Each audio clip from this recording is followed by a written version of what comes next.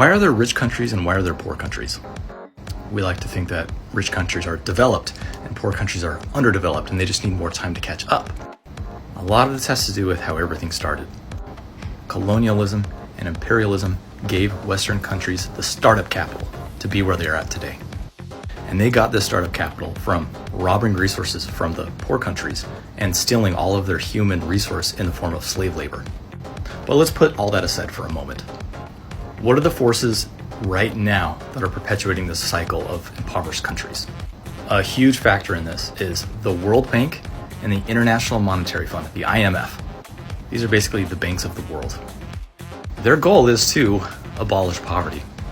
So they offer loans to poor countries to help lift them out of poverty.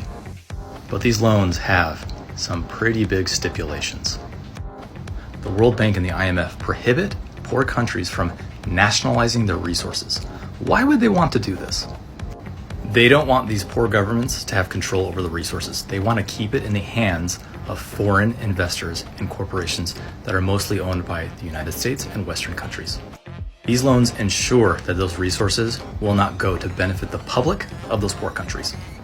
Also, these loans prohibit these countries from subsidizing their own resources because they say it'll be unfair in the global market.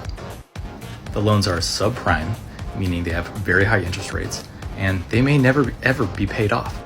So these governments spend a huge part of their national revenue paying off loans. Guess where the World Bank and the IMF are headquartered? They're in Washington, D.C. Guess who has most of the control over these banks? The United States.